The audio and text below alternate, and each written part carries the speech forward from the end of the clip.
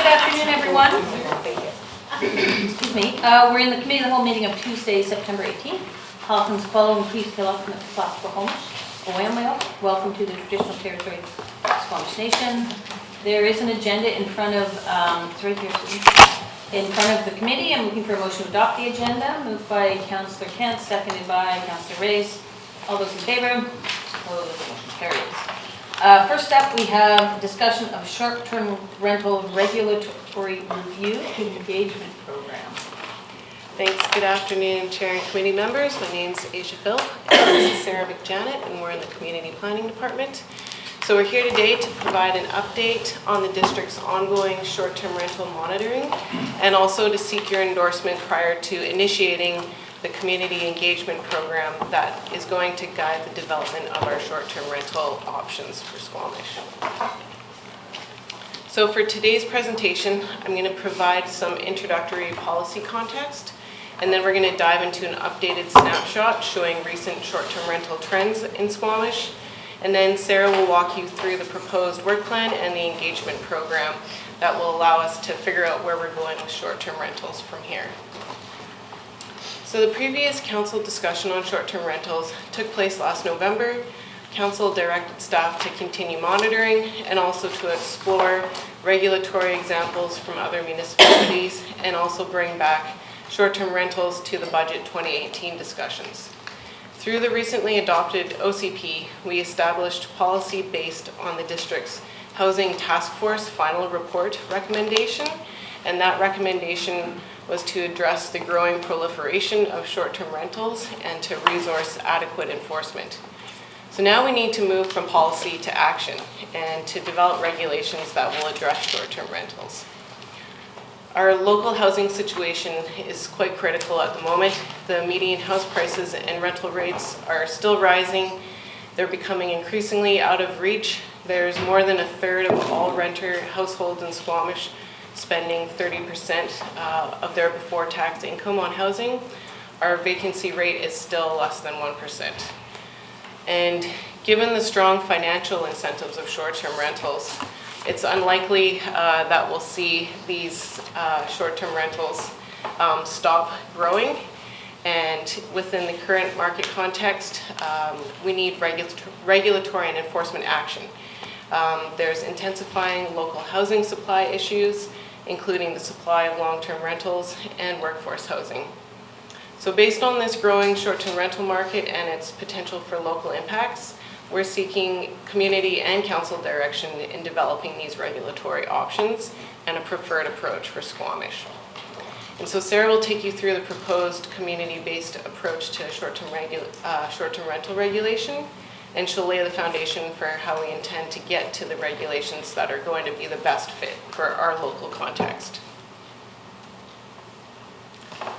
So to look at the monitoring side, we've been monitoring informally the number of short-term rental units starting in May of 2016. Currently, Airbnb takes up the lion's share of short-term rental listings. I think it's over 85% of the market. Starting in October of 2018, we engaged a third-party short-term rental trend monitoring service. They provide additional data that we weren't able to track on our own. So this map shows short-term rentals in Squamish from this third-party monitoring site. And from this, we can see that the current geographical distribution of short-term rentals spans our entire community, and they're located in every neighborhood. So as of the month's end for August 2018, there are 460 listings. This is up from the 350 listings from October of 2017. As well, we have 430 unique units being rented as short-term rentals, and this is up from 290 unique units from just under a year ago. So in this, just under this 12-month period, we have 140 short-term rental units that have been added to the Squamish market. And this annual growth in short-term rental units is consistent with growth trends across Canada. So we have a total of 8 licensed bed and breakfasts that operate in Squamish and offer permitted nightly vacation rental in residential areas. Beyond these allowable B&Bs, Short-term rentals are not currently permitted by the district. They're not licensed, inspected, or taxed. So to dive a bit deeper into the data, the single-family listings make up about 2/3 or 66% of rentals, with 33% multifamily listings. And then further, there's 3/4 or 75% of the listings that are entire home rentals, while 1/4 are partial or shared homes. And this data is extracted directly from the listing, so the host or creator of the unique listing defines whether their unit is single family or multifamily, partial home or entire home. The current data doesn't track whether these single unit dwellings are the principal dwelling or whether they're a secondary suite or an accessory dwelling or a coach house or laneway home. It is unknown how many short-term rentals are resident occupied, and almost all short-term rentals, so 98%, are listed for 7 nights or less, while 1% specify a minimum stay of 30 nights or more. So Sarah and I will be working to fill in these gaps in our knowledge and data through the community survey. We want to try to understand the extent to which suites and accessory dwellings that could otherwise be rented long-term are in these short-term rental pools. So before we get to the work plan, I'm just going to quickly touch on the broader regulatory context in BC. So the province announced in February of this year that it has established an agreement with Airbnb to collect up to 11% in taxes on short-term rentals. These taxes include the 8% provincial sales tax and, where applicable, an up to 3% municipal and regional district tax, the MRDT for short. And this tax revenue goes towards tourism marketing programs. In Squamish, we have a 2% MRDT. Also, individual strata corporations can also regulate, that's limit or ban short-term rentals. And the province also changed the legislation in July of this year to allow stratas to issue fines for short-term rental bylaw violations of up to $1,000 a day. And this will be starting in November of this year. So now I'll pass it on to Sarah. And before you go on, can you just go back to the data sets that you have at hand? So this, Yeah, so I'm just curious. So we have a bunch of zones that allow for B&B, so RS1, RS2, RL1 and 2, and maybe a few others currently allow for bed and breakfast. I believe. There may be others. Do we know of, have we done the analysis? Is it easy to extrapolate from the data set whether or not we believe these 460 listings could legally have a bed and breakfast or not? Can we do that? One of the conditions for a bed and breakfast is that it's in the principal dwelling and you can't B&B the whole thing. So it has to be 2 dwellings and you have to live there. Whereas what we're seeing here is about 75% is the whole house, the whole structure. I'm just curious to understand if, because we have a bunch of zones that allow for it. Yeah. And it'd be just interesting to see like 30% of these could be legitimized if they went through the process of legitimizing. I'm just trying to understand that. We could look into that. Yeah. On the data stuff, Susan and Doug. Thank you.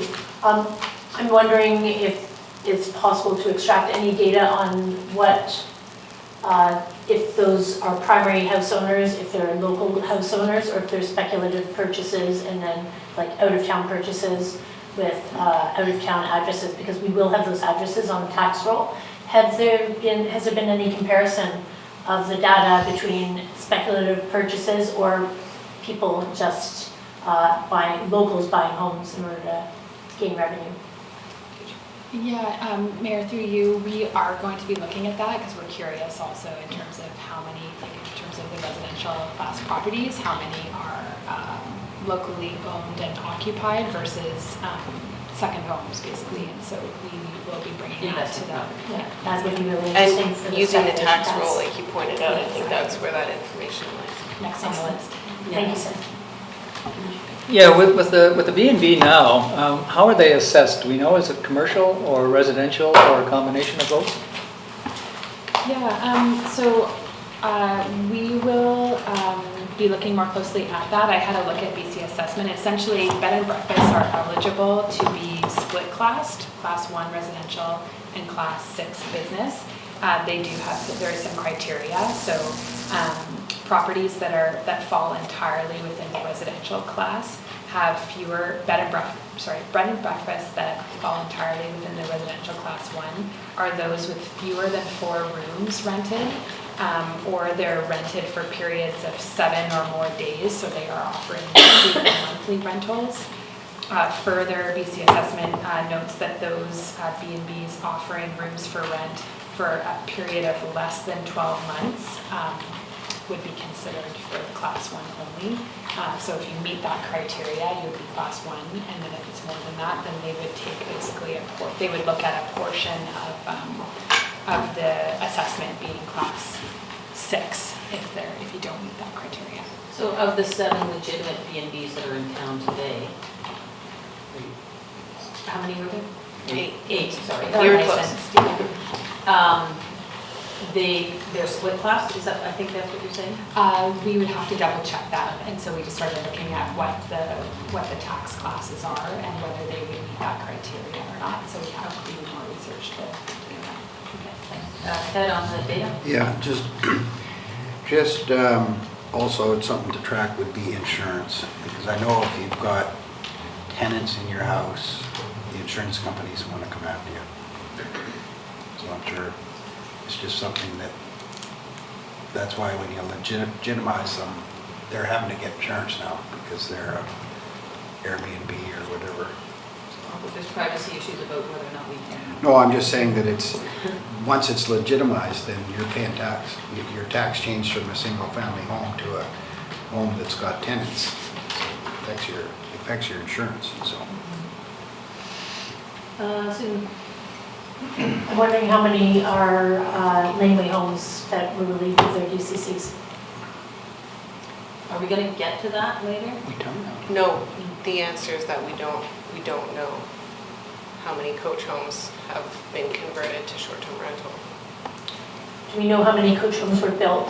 Sorry, Yes, it's in the report, yeah. Go ahead. Yeah, just for the public, how many coach homes were built in the last year and relieved of their DCCs? We have that information over the last few years, since we brought in the exemptions for fees. And for the public? Yeah, I'll just throw this slide up here. So this is directly from the staff report, and it outlines the number of accessory dwelling units, so laneway homes or coach homes that have been built over the past few years. And again, we don't know what portion of that, if any, has been converted to short-term rental. All of the data that we get from the third-party monitor comes from the posting that the host includes, and they're the ones who check off which boxes, whether it's an entire home or a partial home, shared or not shared. The building permit fee exemption and for DCCs, those exemptions came into play in 2016. I think January 2016 for the building permit exemptions, and then it was later June, I think, Yep.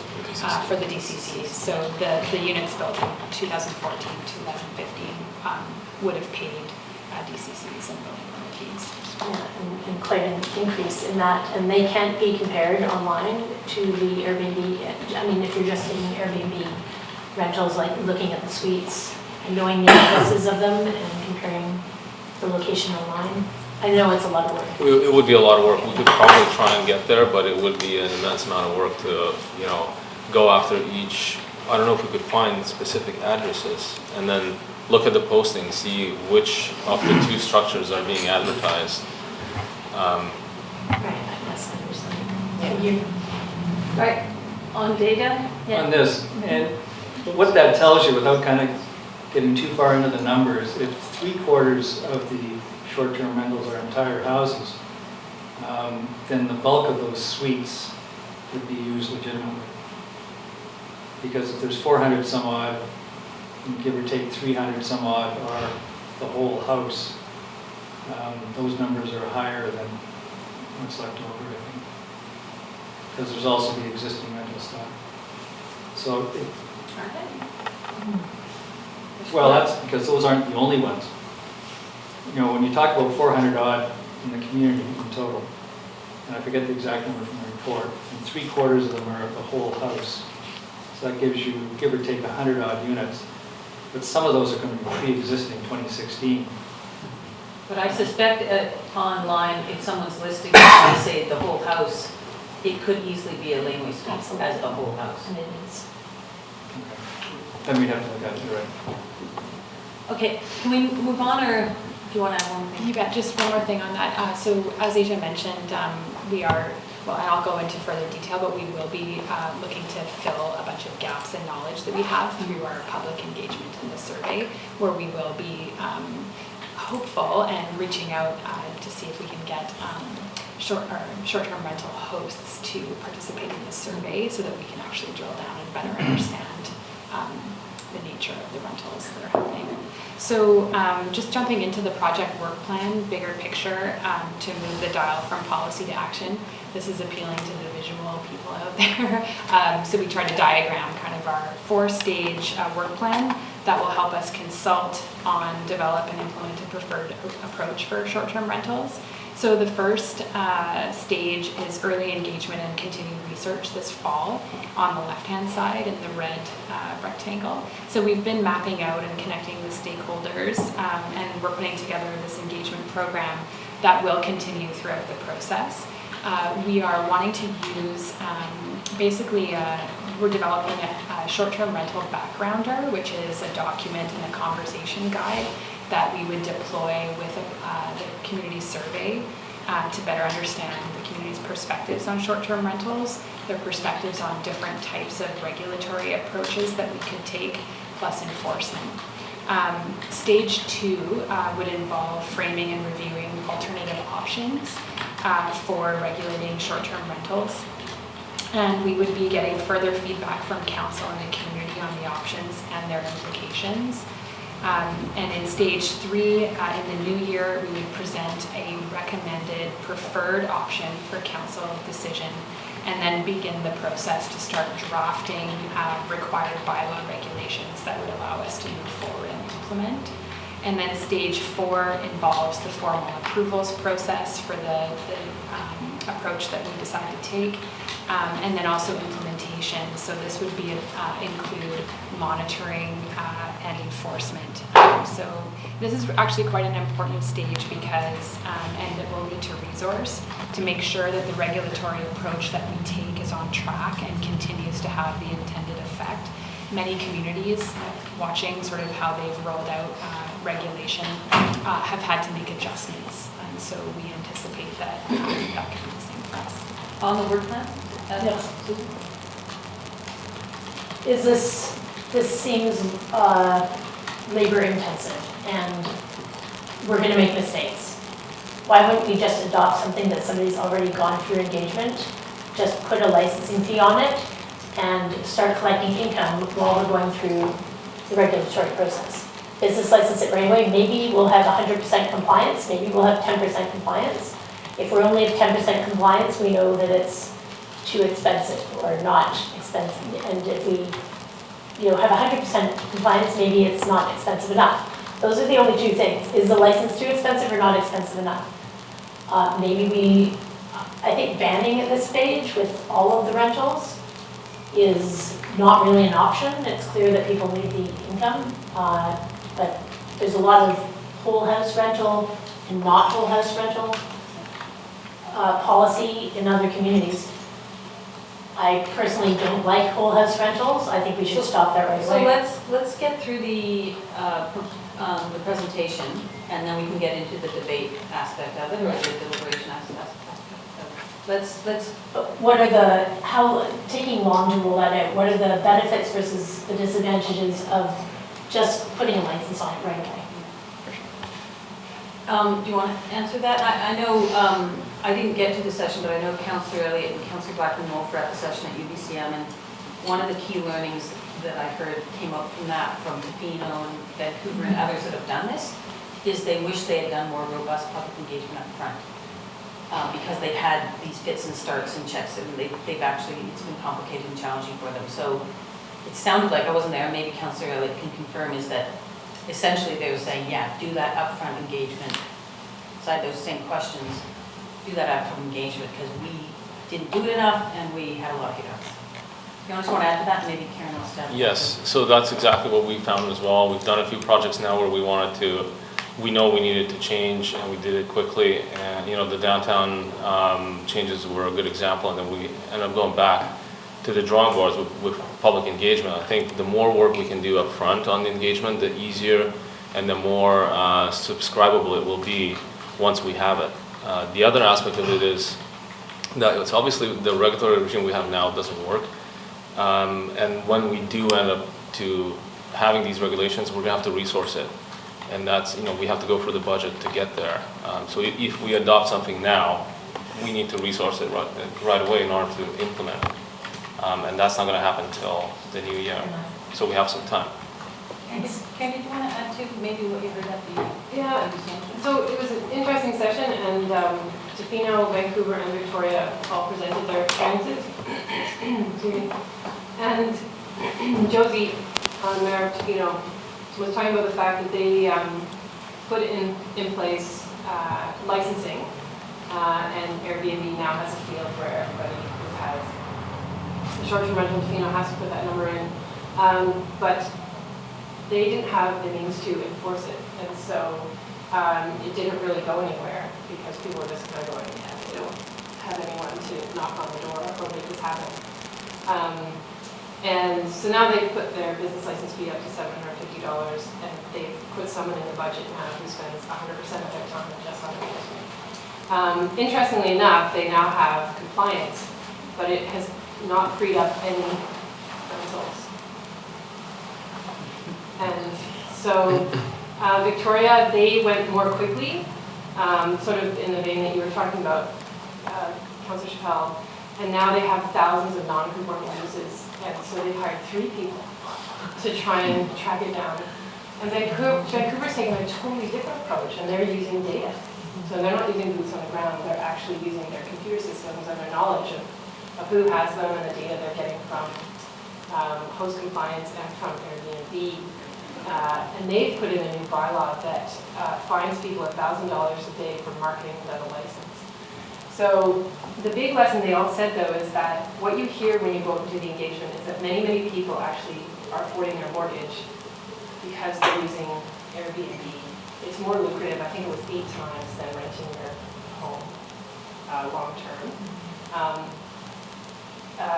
The reason that Vancouver has achieved like a 43% decrease in their number of short-term rental things so quickly is because they have a very special deal with Airbnb, and as soon as people weren't compliant, Airbnb wiped 2,400 listings off the platform in one go.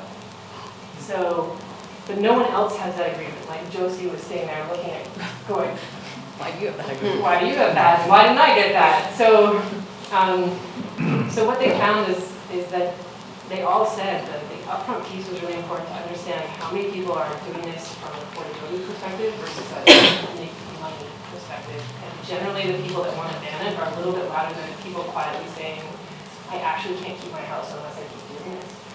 And also just learning from the communities that it doesn't necessarily free up. So, in Tofino, they're building purpose-built rental. They're working like we are on the Buckley project to just build something because all their regulations didn't make anyone feel good about returning their suite back to a long-term rental. So I think it's quite complicated, but I do think everyone was quite clear that education needs to happen, not just engagement. So they said educating the community about the impacts of short-term rentals was equally as important as engaging the community to get answers. So if you're going to do this, you can't just show up with regulations. You have to have the community educated so they're accepting of regulations. So that'd be. Thanks. How many more slides, thanks? Just 3 or 4. Great. Why don't we get through them and then we'll get into the deliberation. That's what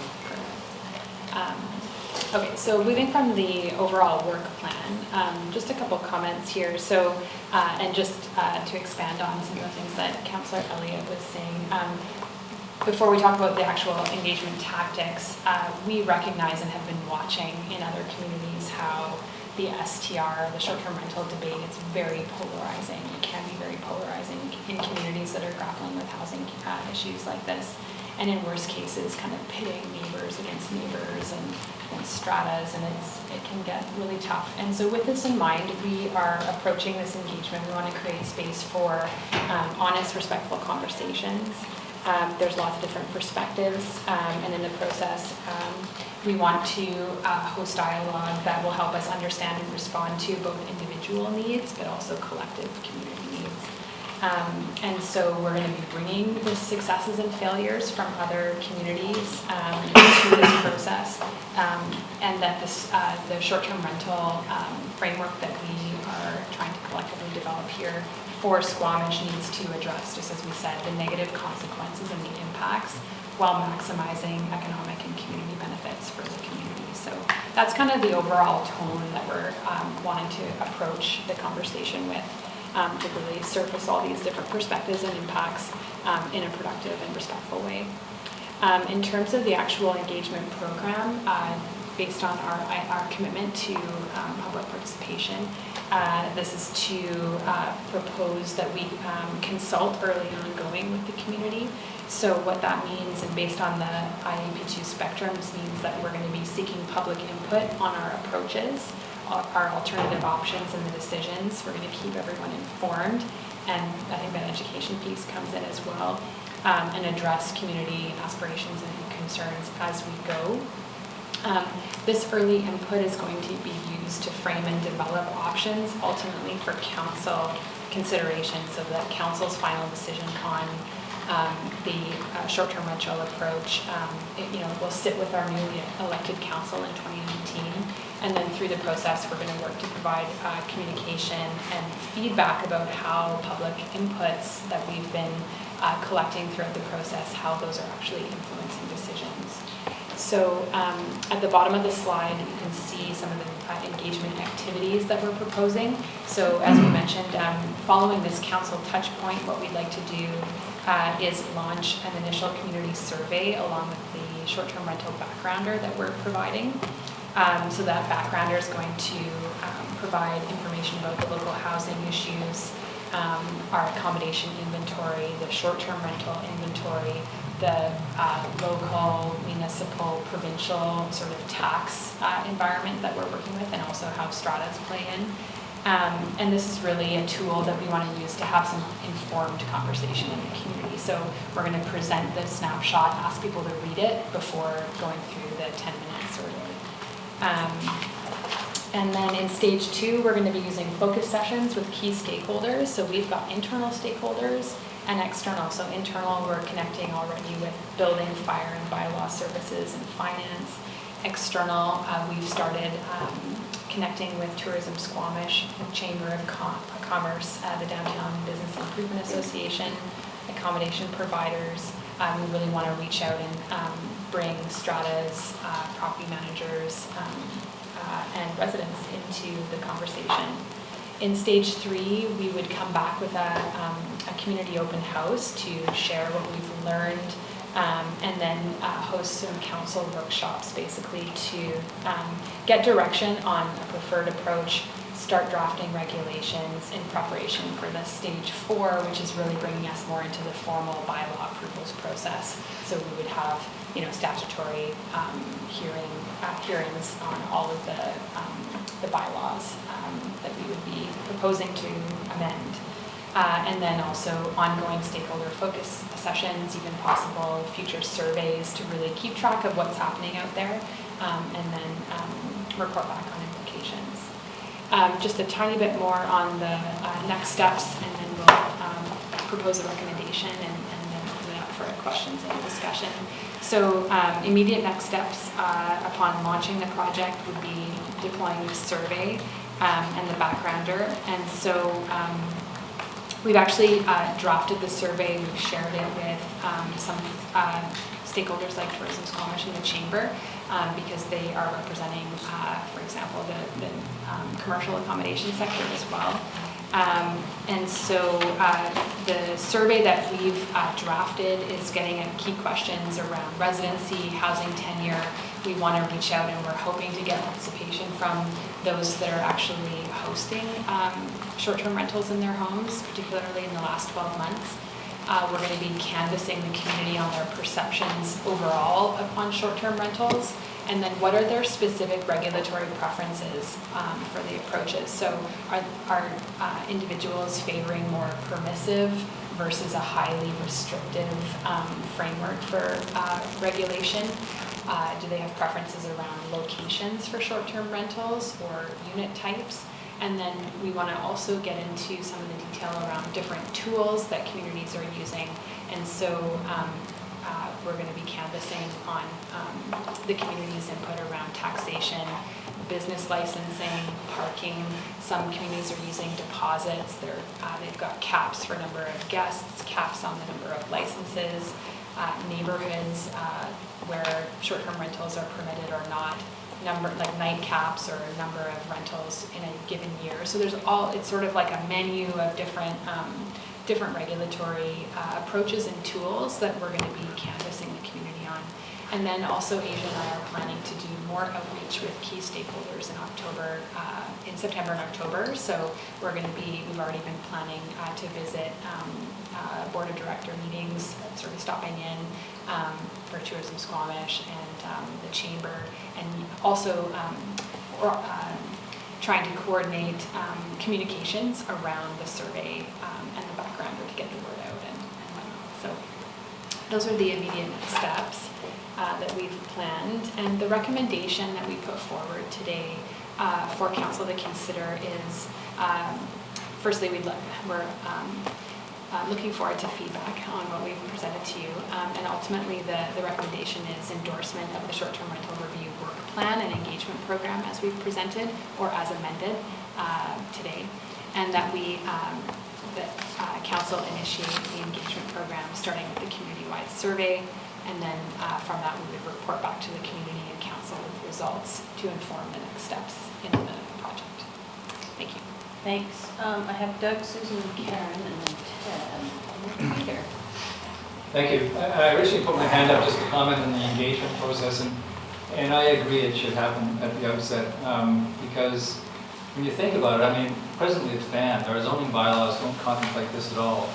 Short-term rentals in the residential areas are just not permitted. And so by licensing them now, what we're doing in effect is somehow blessing this state of affairs, which I don't think is the way to proceed. I think the community has to weigh in on this because in addition to all those things, there's the impact on the neighborhoods. There's all the tax and there's servicing issues and so forth. There's the use of the available suites that aren't being used for long-term rentals, but there's also the impact on the neighborhoods that has to be considered. And that's one of the things that concerns me about renting the whole house, because if you follow media from other places, that seems to be where more of the problem is, when there's no owner present.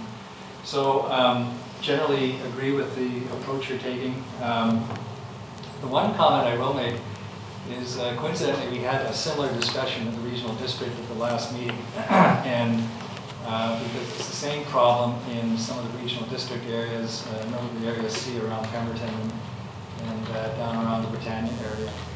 And one of the things there was sort of consensus on, I mean, I don't think we made any final decisions at that meeting, was the need for enforcement. You can educate, certainly that's a good first step. But ultimately, you need to be able to enforce. And I believe, and one of the comments was, that's what Whistler did when they had issues with people renting out cabins in non-tourist zones, etc. They took a run at some people, and they kind of got everybody up to speed that that's not going to be permitted. And the municipality is prepared to go after them. So it's a matter of budgeting for it, showing we're serious. And we kicked around a number of $100,000 at the regional district to go into the next year's budget, and we'll see if it follows through with that. But I think we have to be prepared to do something like that as well. This is not a $5,000 or $10,000 program. If you have to really go after somebody, you're seeking a Supreme Court injunction. It could be significant dollars, and certainly look to recover costs from the homeowner. But we have to be prepared to do that. Otherwise, the scheme just falls flat. And I'm guessing, if we adopted this, we would probably have to do it at least 1 or 2 times before the community kind of got up to speed and understood that this was not permitted. Thanks. I have Councillor Scow, Councillor Elliott, Councillor Clark. Thanks. Airbnb is really just a matter of regulatory process. It's been done so much around the world. The idea of publicly engaging people that are doing it, it's clear from the data that it's something that's happening all the way through our community, and that it's also going to be a need for a lot of people. Just regulating single-family homes and units that are not occupied, I see as something we could do immediately. But forcing one sector to address the rental shortage in Squamish is not going to give us enough rentals, as Mayor Hines been saying. You can't basically force people to rent out their homes and also put it on that sector and say, your home has to be used for this if it's not being used for this. That doesn't fix a rental problem. It's interesting because I actually wrote an exam on this in my MBA, and we looked at full regulatory process across the spectrum, and it doesn't work when you ban it. Having processes in place that you can license it is whether you get your licensing fees correct. And yeah, if you just tell the community, no, it's not going to happen, that's when you get riots. Engagement, you're going to have both people coming out and saying, we need it. You're going to have people coming out and saying, I don't want it. And the engagement's happened in every community. So doing it to our community as well seems to want licensing. They don't seem to mind paying for licensing. We have them all over our neighborhood. But ensuring proper parking, ensuring proper neighborhood amenities for people. There's the argument that they bring people, we're running a tourist business here, and our hotel occupancy is getting high. And these properties address longer term rentals than hotels do. People come and stay in our community for longer periods of time and to enjoy the community.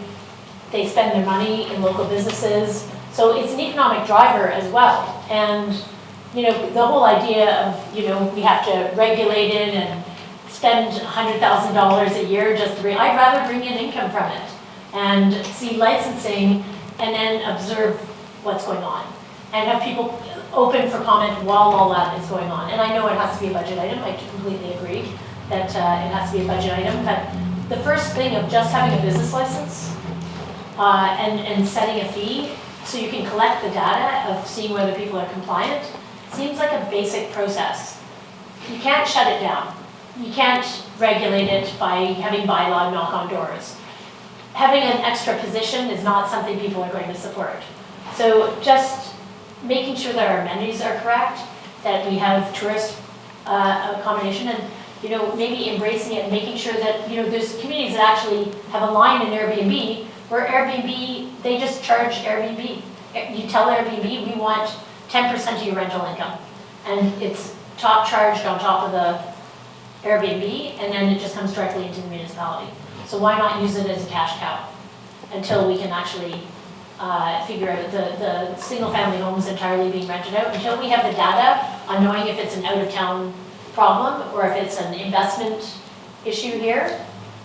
I have trouble putting money into the budget, hiring more positions, because have we had a lot of bylaw problems with Airbnb? Is it a massive problem that we need to resolve? So, there was 500 points made in that statement. I'd like to be able to apportion it down so we can actually focus on something, resolve it, move on to the next, and focus on. So, Is bylaw a problem in Airbnb? that's the first one. Okay, so we do get regular complaints about Airbnb. I would say a few a month at least. More than dogs? I don't know, I don't get those complaints. So I would say in terms of neighborhood compatibility, it's not a massive problem. It's more of a problem from a rental housing stock perspective.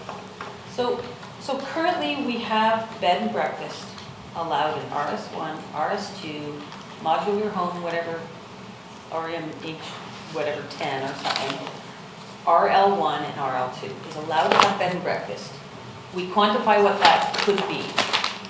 So there is a legitimacy program for some of those short-term rentals out there today. I think it's up to 2 units in a house. It has to be within a house. There's a shared, like we have some language around that. Yes.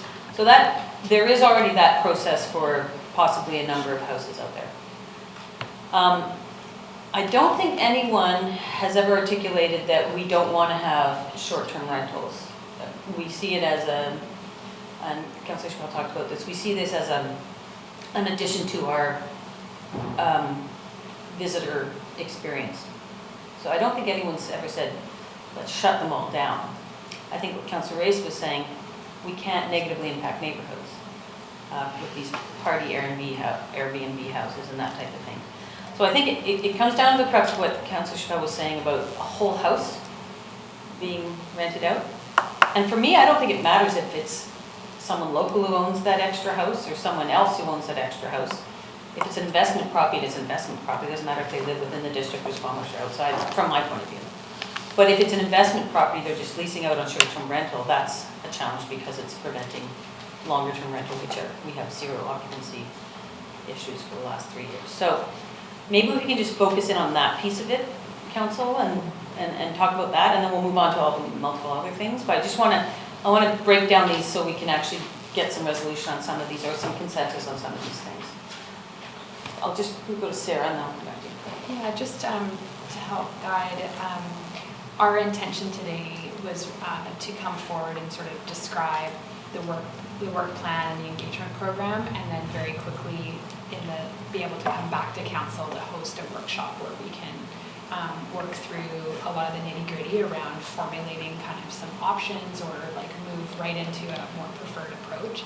So this is super helpful as we kind of to get to see where council is on a bunch of these different types of approaches. But at the end of the day, we are really hopeful to move forward with the engagement and the project. So thank you for that. I'm just going to quickly, Council, any specific issues around the engagement piece of this, regardless of whether we do some other things coincidentally or not, on the engagement piece? Councillor Pryor, is that on the engagement? Go. Kind of along the same lines as Sue, when we're going through the engagement, get people to register. Don't talk to us like, oh, you've got a bed and breakfast, oh great, well, when we do the thing, get their name, get the number, get them to register, because I think we are going to be doing some kind of permitting and taxing. When I see that coming, we had one bubble up there and it had everything in it, and I thought, that's the bubble right there. That was,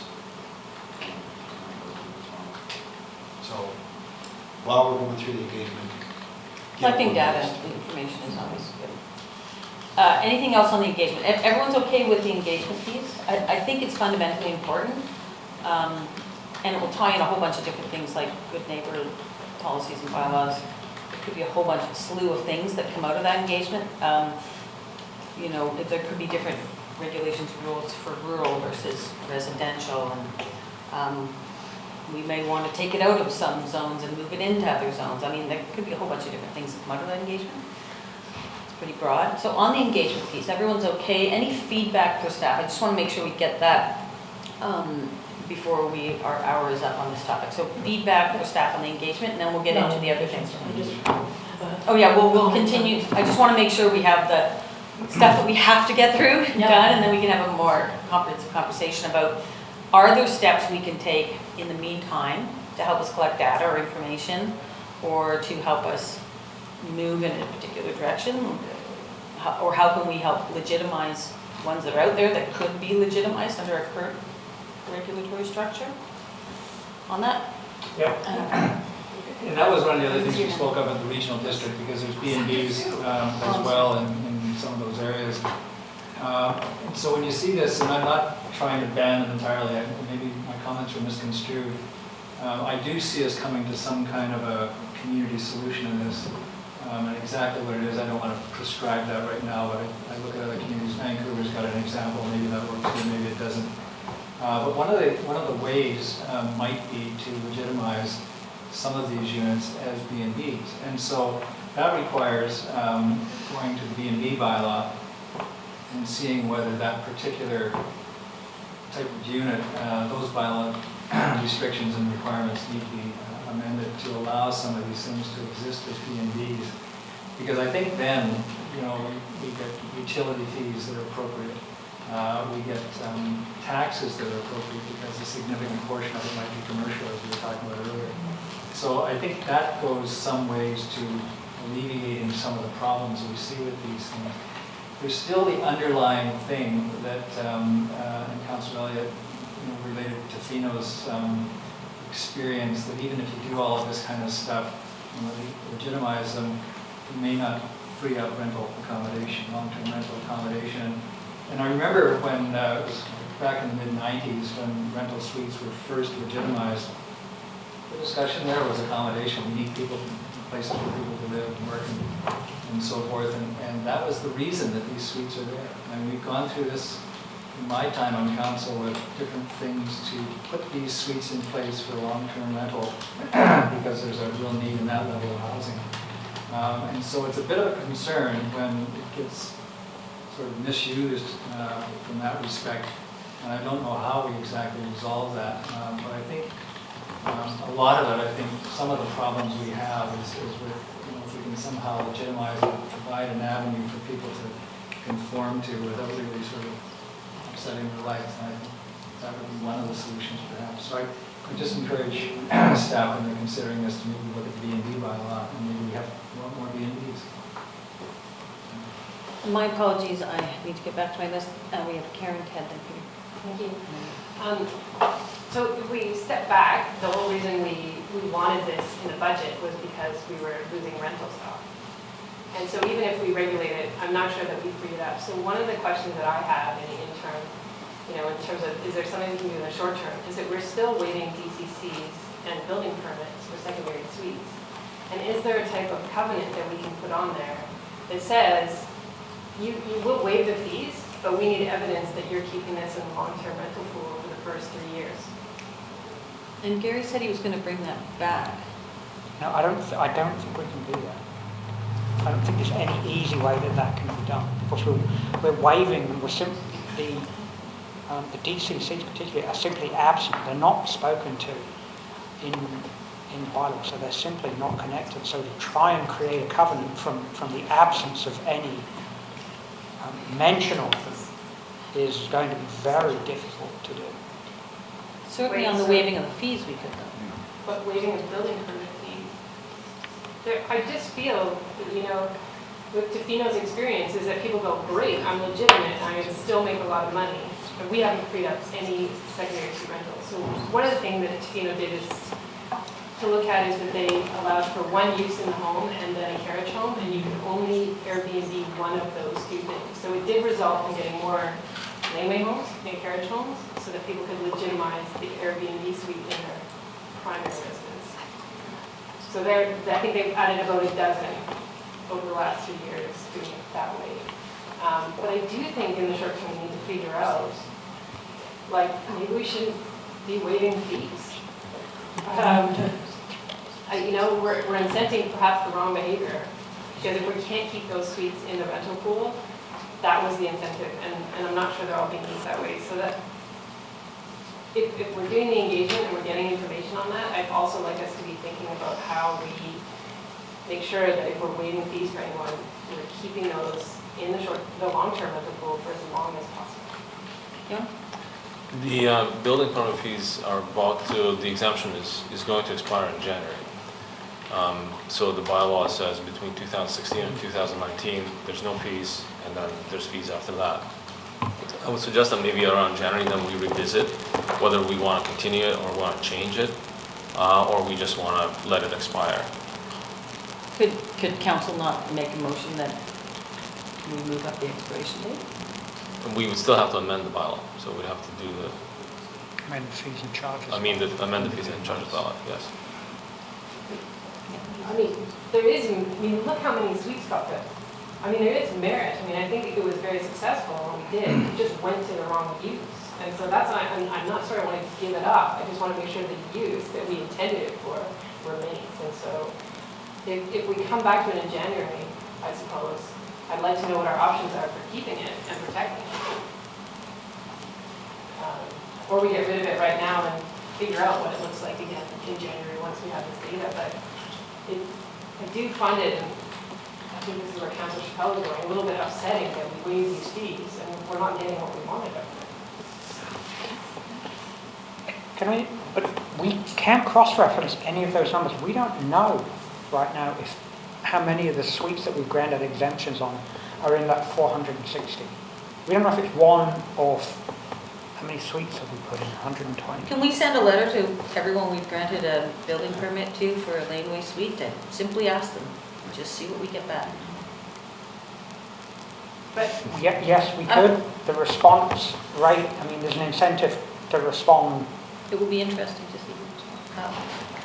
It would be a lot of work to troll through those. I would suggest if they don't respond, then maybe they don't have a long-term rental in their suite.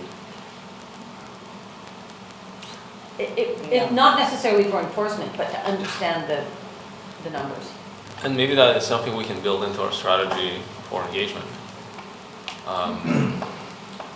You know, that's certainly a pool of stakeholders that are potentially in the short-term vacation.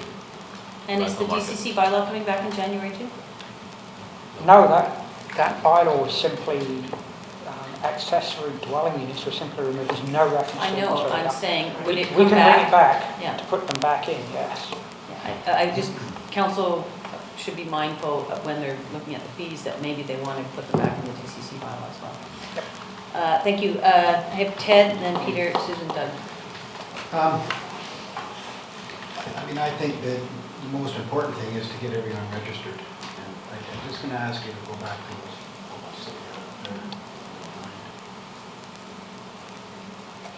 bubbles. Which bubbles? You know, the ones in the triangle are inventory rental, benefits and issues, regulations and taxation. And that one little square it says it all. That what we don't have is everyone registered. And I think when we go through this process, what we're going to realize is well, we have to have everyone registered. And so I would just get that registration going so that when the time comes, I mean, the biggest one for me there is the regs and the taxation. I mean, because if we don't want them in neighborhoods, it's the regulations that's going to say not in this neighborhood. And I think the targets development that they did, and I forget how many units, but in their condos, they had little rental units that we all approved. So they got a condo with a little tiny bachelor suite in it. It could be Airbnb or the long-term rental. So we approved all those, and those are all little tiny secondary suites, right? So they should be registered. And then, you know, like I say with insurance, you know, like I have students in my house, and I don't know how the insurance company found out, but they go, oh, you got people living in your house. Oh, well, you know, they want to add another $1,000 a year on because there's 3 people in the house that aren't family. And so it stirs up a lot of things that may make people want to go to the long-term rental. Anyway, bottom line, let's get them registered as fast as possible, because that's where we're going. Peter? Yeah, I agree with that, some great comments, and I can endorse the work plan. I think it's off to a really good start. I'm curious too, I mean, I know we need policy in place that's endemic across every community, and we need to set some standards, but I'm really curious about the engagement piece, because it's a valid point about the DCCs that we've waived for some of those units, whether they're the whole house or even secondary suites and permits as well, to see where they are right now. So I'm curious in that engagement piece if they do come forward, if they're forthcoming with the information or not, just to see where we are. So the way I look at these, the single-family homes being rented out is they're a commercial enterprise. They're already covered by regulations. And we have to actually, you know, even if we just had some communication around that, like if you're running a short-term rental out of your single-family home, we're offering business fees at $1,000 a year, or whatever it ends up being. That is a commercial enterprise, and it should be treated as a commercial enterprise. There's no difference in that and any other commercial enterprise. And since it's going on, I said this again, it's like extracting the fees. And I wasn't in favor of the DCCs being relieved in the first place. DCCs are how we pay for sidewalks and growth in the community. And even a laneway house adds to growth in the community. So extracting those DCCs should be done regardless of whether it's a full-term rental or a short-term rental. And I'll say it again, we can't rely on residential stock to resolve, we have 12, and we're arguing about whether 12 new builds. We're arguing about, adding policy that's gonna cost our community a lot. Not Squamish. No, our new Airbnb, our new laneway houses that were built. There was 96 in 1 year and. I don't know. Whatever, it doesn't It's matter, but the way more. DCCs that should be garnered from those units, it's not maybe maybe the permitting fees being waived, but it's a lot of income that we gain, and it pays for our planning staff, it pays for a lot of community resources. So No, it doesn't. It pays for future growth infrastructure, period. DCCs do. Yes. Licensing fees do not. They pay for Yeah, our fees. staff and that's what I just said. Our fees pay for staff. So our DCCs pay for future growth, and we need to be taking those in for new builds. It's not free for us to build housing, and since it's going into whatever it's going into, whether it be long-term or short-term rentals, it's still income property. It houses people, but it's still income property for somebody. So staff said that this is coming back to council in January. If council wants it to come back sooner, January's then fine. we need to, so the fees and now the DCCs will come back for consideration in January. If we want it moved out, let us know, but we've already heard that, that's coming back already. Doug? So thank you. So, and Council Pryor's right, except about insurance, except I'm not sure that's directly our concern, but I think if you read these policies, the fine print, once you have tenants long or short term, it's an alteration of the policy and you have to deal with the insurance company. Otherwise, the potential is the policy is voided if there's some problem. So that's an individual concern. I don't think that's our concern, but it certainly is an issue for a homeowner. I still, with respect to Councillor Chappelle's comments, I don't like the idea of just going and licensing these things unless we're sure the ones who license are the ones who think might have some future. I mean, if somebody goes and builds a grain elevator in the middle of an industrial park and you say, well, it doesn't really comply with zoning, but if you get a business license, it's okay. I don't think that's quite the approach we want to take in these things. The other comment about the DCCs and the fees, and I share the concerns because if nothing else, it's an aggravation. I think we're shortchanging our community as a whole when we waive these fees and we don't get what we want for them. And the only thing I can think of, and I think this is Buxton's point, there's issues about putting a covenant on. Covenant just says you won't do something, and the zoning bylaw really says the same thing today. So I don't know that that particular thing gets us anywhere, but if we didn't refund them, or didn't waive them, but we said in 3 years you can get a refund if you can sign a statutory declaration saying you've never used this for short-term rental. Statutory declaration is a powerful document. That's a declaration under oath. And if you lie on that, it's just like lying on the stand in the middle of a courtroom. That's perjury. That's a criminal code offense, penalties up to 14 years. If you make people aware of the consequences, then you might get better compliance with these things and would put some force into that. So I don't expect a response from staff today. That's something to maybe mull over between now and January when we're considering options going forward after January. I would personally not want to change the regime right now. I think we said we were going to do it until January. We should do it until January, and then reconsider in January. I think everyone's on board with that. I just want to reinforce that when this information comes back again, the whole point that communities wanted to regulate short-term rentals was to free up rental stock. So we can't lose that part of this in our report back to the community, is we're seeing in communities that just because they've regulated this use doesn't mean people are putting it back into the long-term rental pool. So I do think we need a solution. It always needs to be part of the discussion. If we are just talking about short-term rentals, we're missing the big picture. And this has always been about protecting long-term rentals. And this was supposed to be a means to that end. And actually, based on the experience of other communities, I'm not sure that it is. And I think we need to be honest about that if that's what we discover through our engagement with the community. And then we, next council has a whole bigger conversation about what needs to happen next. But let's always keep that long-term rental piece as part of this discussion about short-term rental. And I'm not sure within the engagement process that we can ask those questions. Like, what would it take to get your property into long-term rental, not short-term? What are the things that are making you decide to go this stream instead of this stream? And what can we do to encourage more, like have these provocative questions within this engagement, that it's not just the council having this good time. Ted, and then we're going to try to wrap this up. Well, two things on that comment there. I agree that, we've got short-term rental project work plan. It should be short-term rental / long-term rental project work plan. So it's right in the title that we're, the reason like we said. And on the insurance, I only brought up the insurance once someone's registered and they start scrutinizing people for having short-term rentals. What happens is we've got to start looking at fire or safety, and all these things come into it, which might make people just go to a long-term rental. People coming and going, that's what they don't like.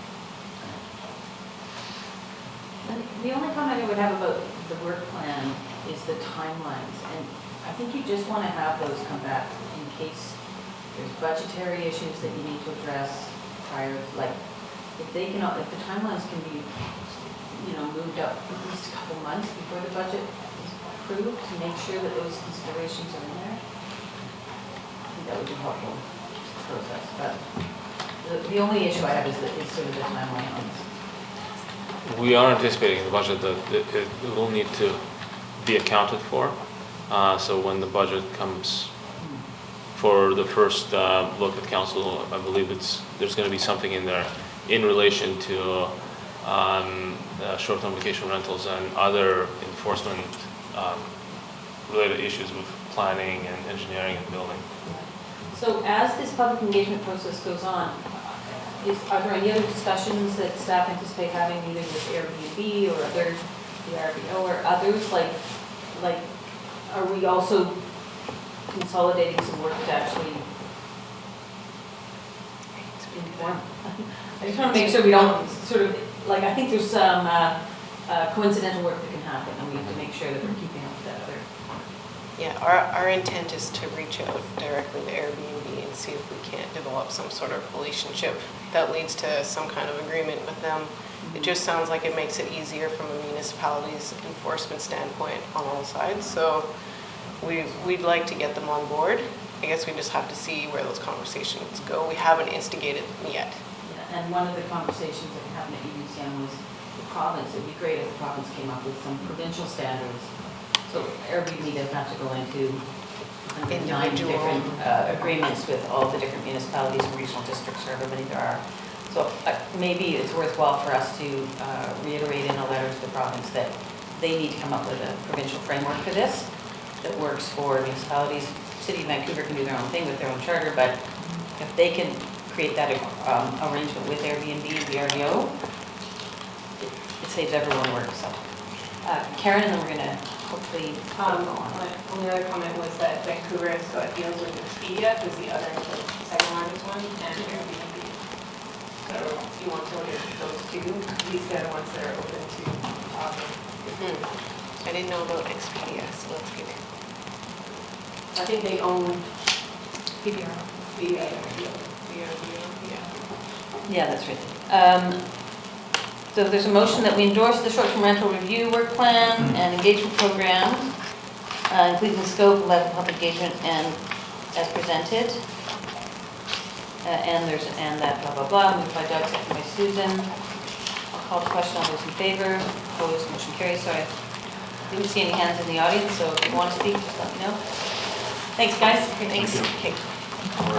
Next up, we have Wilson Crescent Neighbourhood Micro Plan.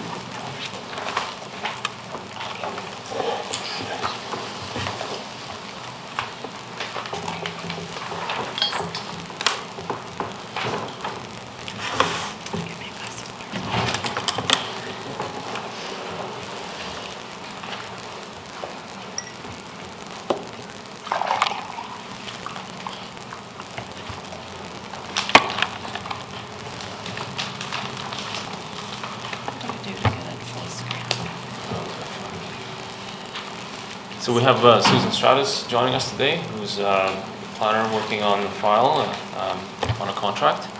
I'll turn it over to Susan. Well, thank you. Good afternoon, Mayor and Council, Mayor and Committee. We're following up today on a June Committee of the Whole meeting where we introduced the issues in the Wilson Crescent area. So the first slide just shows the plan area, which is directly north of downtown. The purpose today is to bring you the draft guidelines from the Wilson Crescent microplan that has now been prepared, and to obtain any council feedback on those draft guidelines. So the planning area, just to recap, is a mixed residential neighborhood west of Buckley and west of the House Sound Secondary and Squamish Elementary Schools. Wilson Slough forms the north boundary, Bissay Rail to the west and south. It's very close to downtown, but is not formally part of the downtown. The OCP policies define this as part of the broader Dentville neighborhood planning area for which a future sub-area plan should be developed. The planning department has decided to do a microplan for this smaller portion of the neighborhood because of the development interest in this neighborhood. So the OCP policies define it as a residential neighborhood which is intended to accommodate growth with a diverse mix of housing forms, a focus on family-friendly and affordable housing, and as a general statement to increase the proportion and size range of multifamily housing. So when we came to the Committee of the Whole in June, we did review a number of the development issues. As mentioned, there's a lot of development interest. There's a number of challenges given the extent of mixed uses in the neighborhood and potential property consolidations. Currently, there is a fairly narrow one-way road that has somewhat awkward intersections with Buckley Avenue. Very limited pedestrian facilities. The lower picture kind of shows a typical streetscape where people are merged with the parked vehicles. School traffic and parking on Buckley are issues to a number of people, particularly those living near Buckley. Lack of street lights or limited street lights, I guess, through the neighborhood. Unmanaged parking, and there are no public or community spaces directly within the neighborhood, although there's certainly considerable ones across Buckley on the school properties. So the current zoning is a mix of RM1, RM2, and RM3 with some small lot. So I can get what's the challenge here? Get the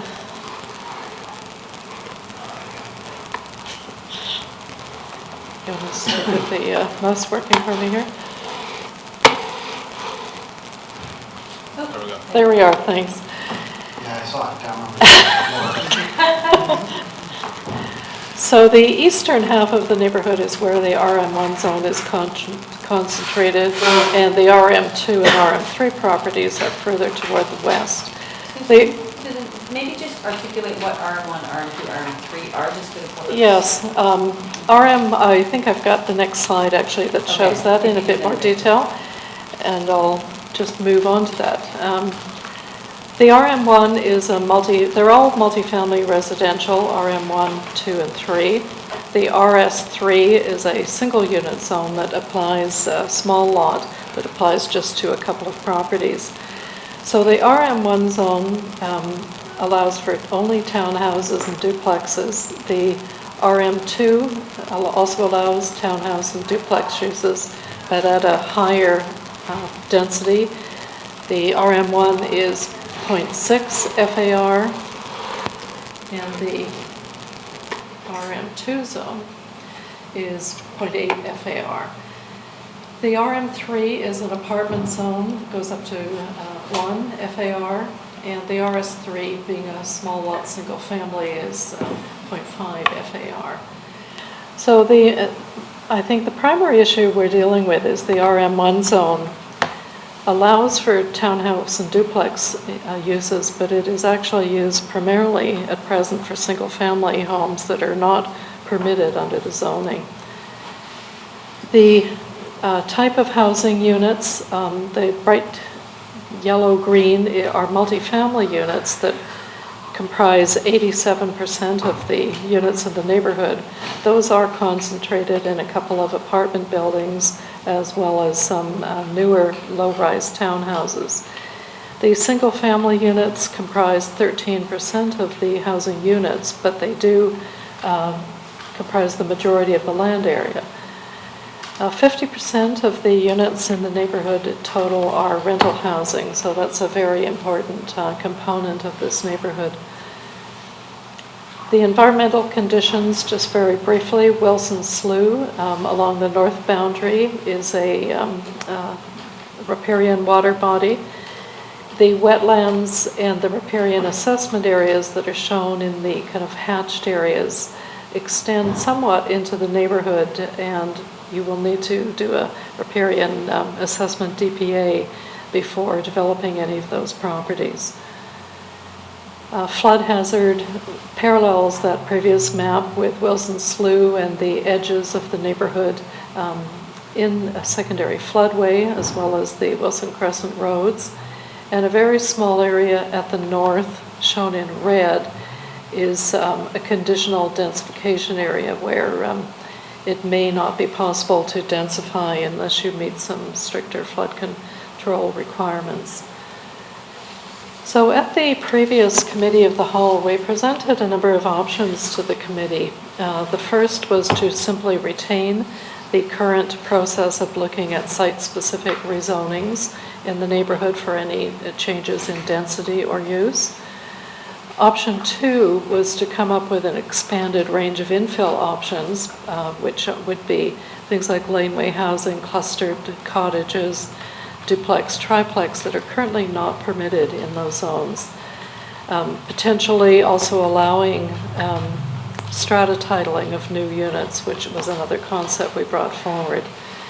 Option 3, which the planning department recommended at the time, was to come up with a new neighborhood zone with a density bonus to basically facilitate an increase in density with the expanded infill housing as shown in option 2, but also allowing for townhouses and apartments in all zones.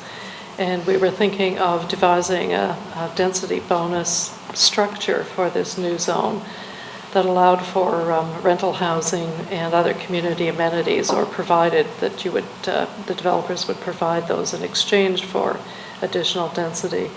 So those options were reviewed both with the committee and with the advisory design panel also in June.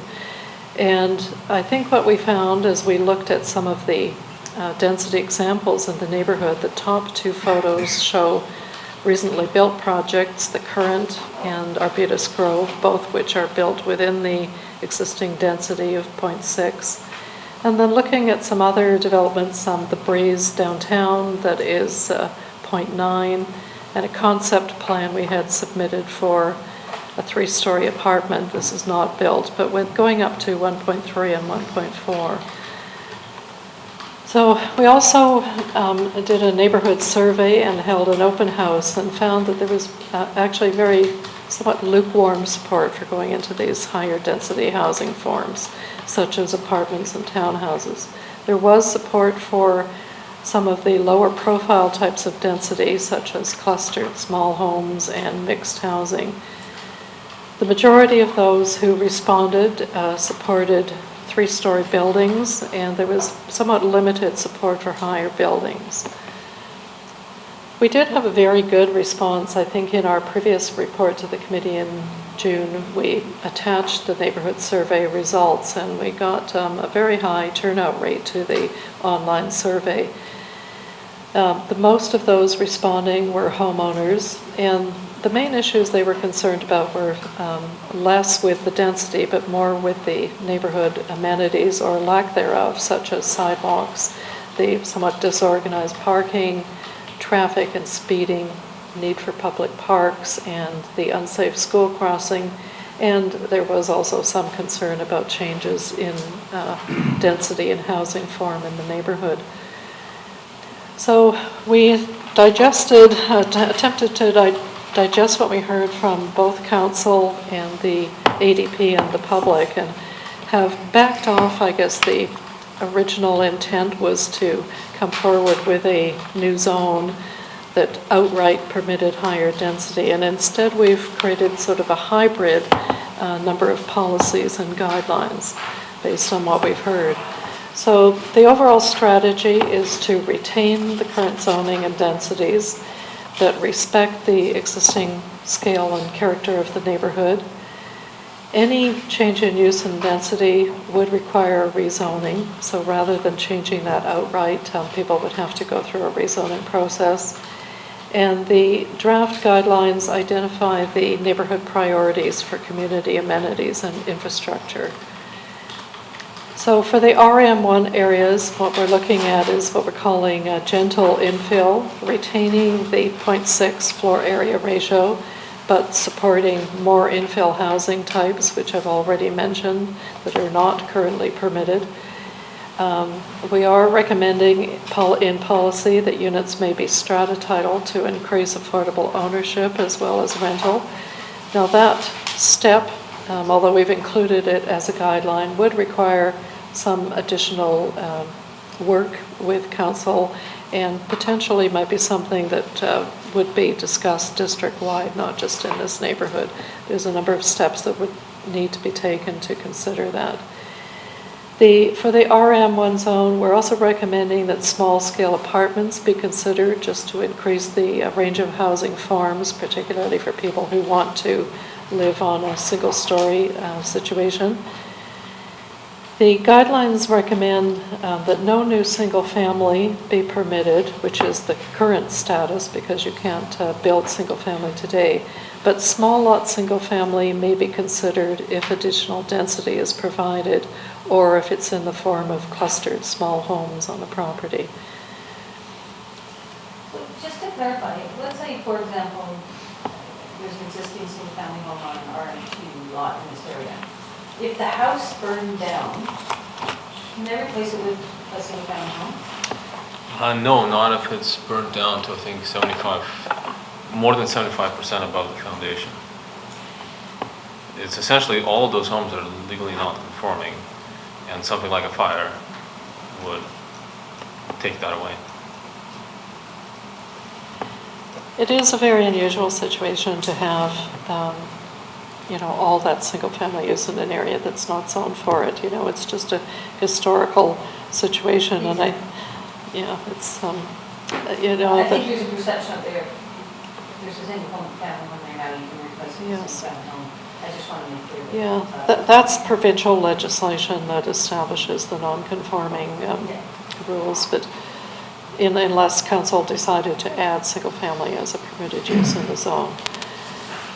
So I'll just run through these guidelines. And again, these guidelines are responding to what we heard from council and the public. One of the concerns raised was support for multifamily housing, but concern about the scale of really large buildings if there are a number of property consolidations. So the guidelines recommend that no more than 2 lots be consolidated to a maximum of 3,000 square meters. Without rezoning. So under the current RM1 zone, you'd be limited to a 2-lot consolidation. Parcels over 3,000 square meters would also have to have individual buildings, not a single large building. Again, this is to deal with the potential massing of buildings that may not be a good fit in that neighborhood. Building heights, what we have suggested in the guidelines is 3 stories maximum east of the Wilson Loop. So the Wilson Crescent roadway runs around and forms a loop. So in this general area, 3 stories would be considered to be a maximum. For the RM2 and RM3 properties that are currently developed as kind of older apartment buildings, east of this loop, higher buildings could be considered up to a maximum of 5 stories, and that would be provided that any flood hazard issues are addressed. So we're trying to define where this height and density might go. We did hear from the Squamish Heritage Society, I believe that's their proper name, about the heritage homes, and definitely if you, sorry, yes, if you drive through the neighborhood, you know, there's clearly the top two pictures, so show two of the existing homes. There's some really attractive older homes there. So the bottom picture shows a project, I believe, in North Vancouver where an additional housing unit has been placed behind the heritage home, allowing some increase in density but preserving the value of the original home. So we have got a policy in there saying that additional density in housing units may be considered in this situation if the original heritage home with heritage value is preserved. And we have a link to the current inventory of those houses. What else was I going to say there? I forgot what I was saying, but I'll just move on here. In the guidelines, we've identified what we believe are the priorities for neighborhood amenities here. Now, I would mention that because this neighborhood has been pre-zoned for multifamily use, you have limited opportunity to negotiate benefits. So for anything working under the existing zoning, those benefits would be voluntary if there are no variants, but they are encouraged. And I think speaking with the planners who've been looking at these draft guidelines and dealing with applicants at the counter, it is still handy to have a document that expresses what the goals are for the neighborhood. So I think even on a voluntary basis, these may have some benefit. For rezoning applications, any community amenities would be as per district policy focused on affordable housing and market rentals. But for anything else, the amenities are intended to provide direct benefit to the neighborhood. We have looked at a mid-block pedestrian pathway as being one of the priorities and have identified a general area where this might go in a preferred location. And this is based on the age of houses in the neighborhood. There are some new houses which prevent it going maybe in an optimum location. But if the planning department receives applications within that red outlined areas, this policy would give them some guidance to try and secure that mid-block link. Out of curiosity, where was the optimal location? The optimum location would have been further to the west, and it would have run right through the back part of the Arbutus Grove property, and that opportunity has been lost. So it's been shifted further to the east. Local green spaces, there really isn't an opportunity to acquire any large park areas here, but if new developments come in, they will be encouraged to use their open space requirements to provide pocket parks at the street edge and potentially share them with adjacent properties to create public spaces. And we've got some examples here of how kind of a small green area that provides seating and is publicly accessible can provide quite a benefit to the neighborhood. Wilson Slough is another priority. Right now the conditions along the edge of that slough are extremely poor, with vehicles parking right into the riparian area and quite a few shopping carts finding their home there. It's not well cared for. So there is a portion of it's crown land on some parts, and in other parts it's actually part of the road right-of-way, and then it merges into the stream property. The district actually owns land here, and that's been identified as a possible link as well. But there really is opportunity here if a developer were interested in applying their community amenity contributions to looking at upgrading this slough. Because it's in DPA 1, it would have to be preceded by, first of all, a study to figure out what is the important habitat to preserve. That would be the priority. And if there is, the main goal at the street edge would be to put in some kind of defined road edge, probably a curb, to either prevent parking or at least structure it so it's not going right off into the bushes, and ideally have a pedestrian trail that runs beside it. it's not too likely you would take the pedestrian trail down to the water edge, because it would serve a much better purpose being close to the road. And again, your goal is to preserve and enhance the habitat there. I've got a list of speakers. Oh, okay. And I'll just run through this if that's okay. In terms of infrastructure, Council mentioned when we came in June that there are deficiencies in this neighborhood that can't all be addressed by developers, so that's something that I think the staff have taken to task to in terms of future budgeting. Maybe some of these upgrades should be district priorities and not fully funded by development. But one of the community benefits that we would encourage developers to look at would be taking their road frontage improvements beyond their development site, extending curb, gutter, sidewalk, street lighting, or undertaking intersection improvements, signage, or entrance landscaping beyond their development site. The engineering department has also identified there is a need for servicing studies to be done, so again, that would be an opportunity that a developer could fund as part of their CAC contributions.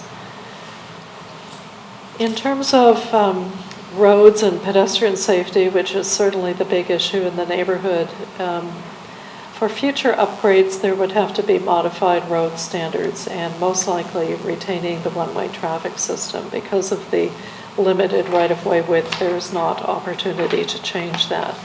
But the goal would be to add a paved sidewalk or a multi-use path on one side and have defined parking pods on the other side of the road. The Wilson Crescent microplan guidelines pull out a number of the most relevant DP guidelines. The development permit guidelines, what are they called? They're called general. Universal guidelines, I believe, for form and character. They're quite long.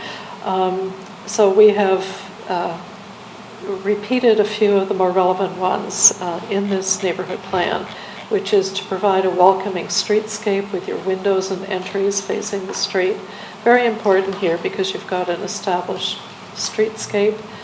Having appropriate transitions between different scales of buildings and stepping back any upper stories above the second story. Increased side yards if the buildings are 3 stories or higher. Having internal pathways to connect to each unit. Providing public accessible parkettes with benches at the street edge, and minimizing overlooking of adjacent units. And this will be particularly important where you've got single family next to multifamily. Another policy we've added in here, and again, this is something that at some point might be considered more as a broader council policy, but as we were going through this, one of the messages we got from the public in particular is a sense of frustration that so many projects come forward with variances. So I've put in a set of guidelines here that variances, and this would be primarily for the planners to communicate to the applicants early on, that variances would not be supported except where there's a demonstrated need for the variance to permit reasonable use of the property, where it doesn't set a precedent for other properties but responds to unusual site conditions that can't be accommodated within the bylaw, where it results in development that's compatible with the surrounding uses, and any variance to parking standards should be compensated by provision of shared parking areas or a lot that creates more flexible use of and sharing of parking spaces. And I guess the notion there is that developments often come in requesting less parking than the bylaw requires, and you can sometimes get away with that if you've got kind of a shared pool of parking on the property that's not assigned to individual units. Those parking spaces go further. So that's what that is meant to do. And again, the final one is that variances are not supported where the original intent of the bylaw is not compromised. So the recommendation is that the Committee of the Whole recommend that Council adopt the microplan guidelines as Council policy to guide future development in the neighborhood. And I think the intent here is that to provide some immediate guidance to developers, this would be adopted as policy. In the future, it may be that it becomes an OCP amendment or folded into the broader Denville sub-area plan, but this is meant to give some immediate guidance. Okay, thank you very much. I've got a slew of a list here. Just combine it to questions at time for the time being if you can. Ted, Karen, Doug, here. Okay, there's one or two large single-family homes there. And, thinking about clustered housing and things like that, in order to not make the landowner lose the value of their single-family home, wouldn't it be okay if they've got a large lot to have their single-family home with 2 or 3 suites in it, and then 4 little houses in the back? Rather than say no more single-family homes? Actually, that is part of what we're recommending, is that clustered housing. Somebody said if your single-family home burns down, you can't get it back. And you know what, I don't want to get too hung up on this because the non-conforming use provisions always apply regardless of what we do here. And I'll have to say, in 30 years of being a planner, I've never seen a house burned down under those provisions. Doesn't happen very often, but it might. It might, touch wood here. But if we could just take the burning of the house down out of the equation, if somebody did have a large single-family home on one of those large lots, the guidelines do encourage infill with additional cottages. That is actually what we're suggesting. Trying to find a way of keeping those single-family homes, but allowing for infill without necessarily going to a townhouse or apartment structure. Because I've actually talked with 3 people from this area. I've got good reports back from all 3, and they're different kinds of people. The other one is, the trail along the waterway there, it actually goes all the way in and ties into, right there. That goes all the way along and ties into, hits the railroad track there. Yes.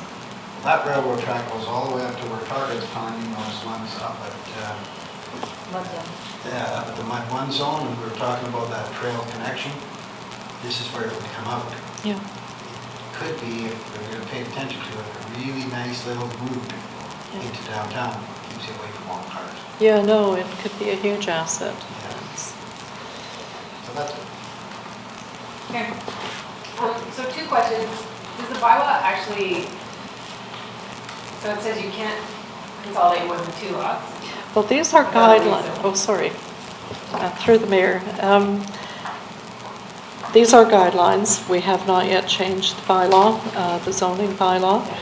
But that would be the intent, is that, yes, you could consolidate 2 lots to a maximum of 3,000 square meters. Anything beyond that would require rezoning. So I could still acquire 3 lots, but then I'd be looking at rezoning. No, 2. If you've required 3, you need a rezoning. Yes. Oh, sorry. Yeah, Heard that, so yes. I can, but then I take the risk that I might end up with 1 lot. And how would that work if the zoning is there? Yeah. So once we get to a policy that council can adopt, the next steps would be to then go in and tweak the zoning and tweak the OCP as well to implement some of these policies. Okay. The second question is, in the area where the apartment buildings are, can we put in place the new rental zoning, which is now enforced from the province? So that is section at UBCM, and we can apply that to the unit level, block, a lot, like we can apply it. So we can provide some incentive for redevelopment, but still protect the rental stock. And I'm wondering if this is a great opportunity to try. And it doesn't have to be 100% rental, it can be 20% of your lot, or your 30%. Exactly, I think this neighborhood, especially those existing rental units, would be a really good opportunity to secure them for the long term. Yeah, so that was kind of, if we're going to try it anywhere in the near term, this seemed very appropriate because we already have at least 5 of the buildings, so 5 properties in Mounts Drive. That is something we could add to the guidelines to kind of reinforce that. I think we've talked about that in the report that came out in Yes. June or July, that this was an opportunity. So absolutely, if we were going to go and implement the plan through the zoning bylaw, we could do that. I think we're trying to strive for no net loss of rental. And if we alerted the development community that if you are going to redevelop, it's going to be rental towards this end. Maybe some incentive for density bonusing for market. I wonder if at the next CDC committee in October, we can bring the whole rental zone discussion at CDC. Sure. Thank you. Doug Peterson. Well, similar comment to Councillor Pryor, and I'm wondering, if we go back to the trail slide, that one. If there is an opportunity to extend the trail to the north to connect to Buckley or to stay more or less adjacent to the railroad tracks and go in behind parts of the business park. So that was kind of one question. And the other is whether or not there's a possibility of getting a road through that area to service what might become the higher density area, as opposed to having just that loop service the whole thing. Because as the report states, and we've all seen it, we've been on it, it's kind of like a little country lane there. It's really not a high traffic road. And my thought about that, which is more of a comment than a question, was to add some traffic calming, not speed bumps, but traffic calming things in there if you're starting to populate the area a little bit more, to consider that. But if there's another way to service some of the density at the top end without going through the whole rest of the neighborhood, and put a trail through there. I agree with the concept of the trail. It'd be great to connect all those things. But anyway, I'll just leave that with you to see. I'm not sure I understand what you're trying to say. Put a road up through the top to connect to the speeding. I don't know if there is or not. There is, it used to be. So, because the top end, the sharp part of that, that area, is where the higher density might be, which means more people, more cars, more traffic.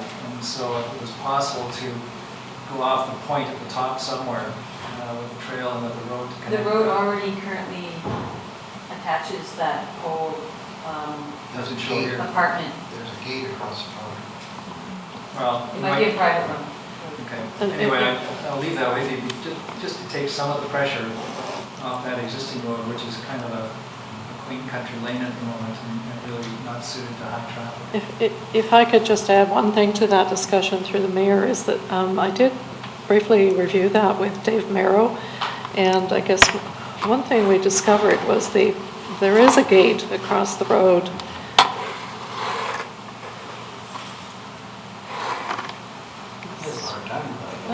You gotta slow down, you gotta go really slow. Okay. It's used to it working like normal. I give up. Um, Oh, there it is. There it is. Yeah. Okay. This apartment building, there's a gate across McNamee Place, the road here. And the people in this apartment go up and around to get into their apartment. And I guess we had looked into this just very briefly because it's a very unusual situation to begin with. I don't exactly know who operates the gate or puts that barrier there. But what happens is you run into Crown land here. It's not private land at the very end here, so you run into a multitude of problems once you... this line represents the property boundary, and then you're into Crown land and you're into the setback and riparian and flood areas of the creek. So it would be very challenging to get a road through there given those conditions. It could be looked at. Definitely having another access is always beneficial, but I think there are some fairly significant problems in doing that. But And I think the only way to do it is if that large lot at the end is redeveloped. Yes. Then you can get it. well, and it would require some detailed engineering to see just exactly what those conditions are and whether it's feasible There's at a all. little lane in there already. Yes, which is in the floodplain. I mean, Crown ownership might not be a real obstacle because that's sort of looks like a good piece for a sponsor Crown grant or something, but Yeah. there's something like that. But the other engineering, I'll leave it to you. Yeah. Regarding that, we'll touch on is the trail coming up through the back there, I think would be very enhancing for that neighborhood. And to one of your earlier slides describing the neighborhood as chaotic, I think this plan really addresses that and helps to organize, especially some of the parking there and the lack of sidewalks. So, as usual, a great job. Thank you. Yeah, I don't know if I feel the same. I like it's always nice to add density, but Carrie and I attended a session and we talked, there's two researchers talking about blanket upzoning for areas and how it really only benefits the developer and the homeowner that sells. And you can look at it as future residential as well as people moving into the neighborhood. I'm just clarifying, was the developer that paid for this study? Or did we do this in-house? So no, we got what we messaged to the development community out there is that anybody who wants to rezone in this area, the first thing we have to do is come up with a micro plan. So one of the developers has stepped forward and provided some funding to do this. So can you go back to the pictures of the examples of density?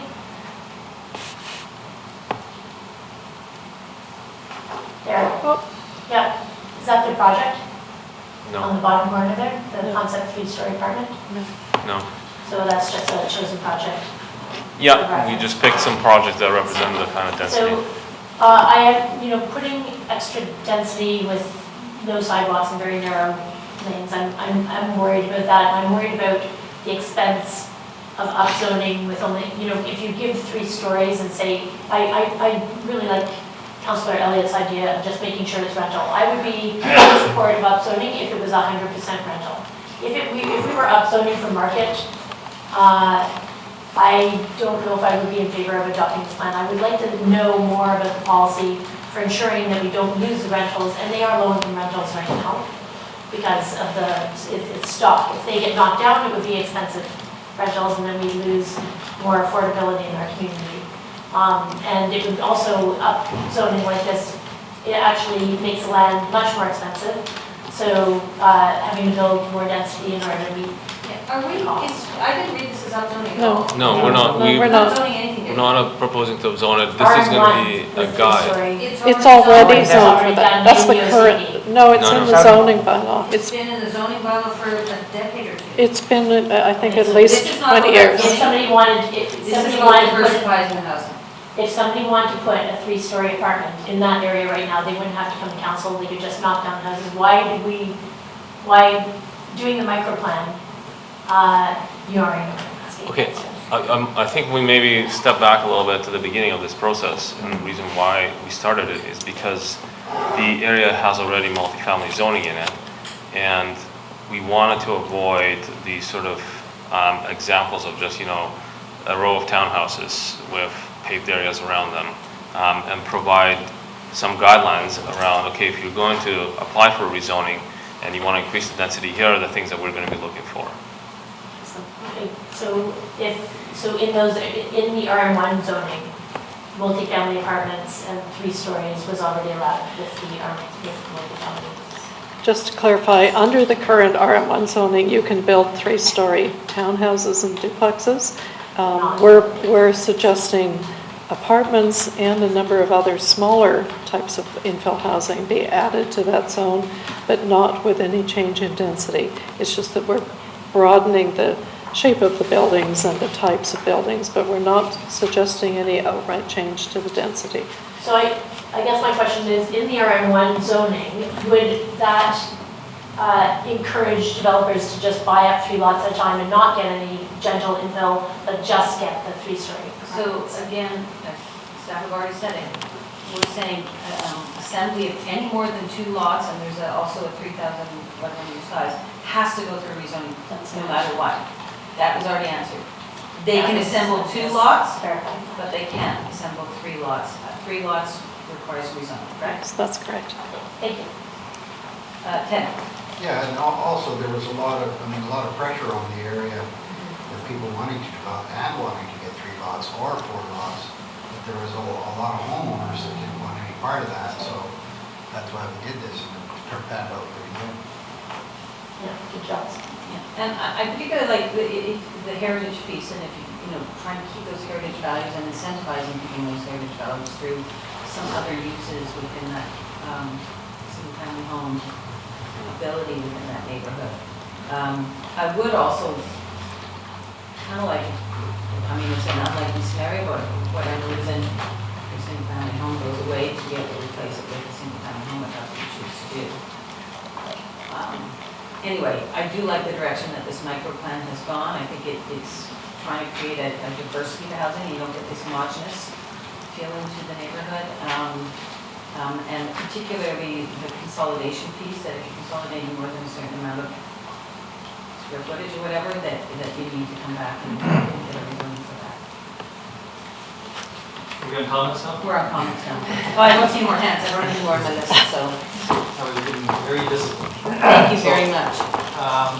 So I actually did like this because when we were going through the slides, the one that I liked was sort of the option one with the modification. I think this is really closest to that.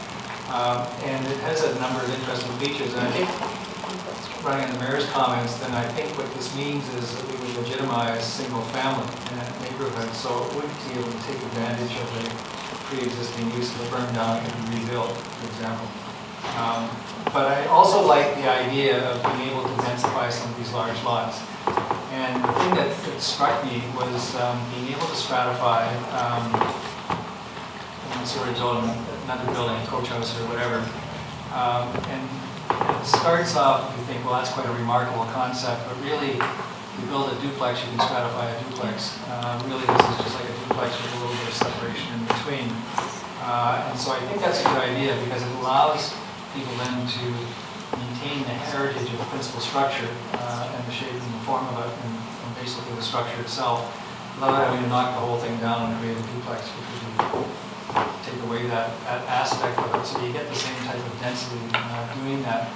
I will just leave you with the comment, I don't like to give legal advice, but I did a whole bunch of these things in practice with duplexes. But If I had a dime for I actually want to admit that more than a dime now. But stratifying a duplex later on, we end up dealing with issues later on. The duplex was stratified at the start.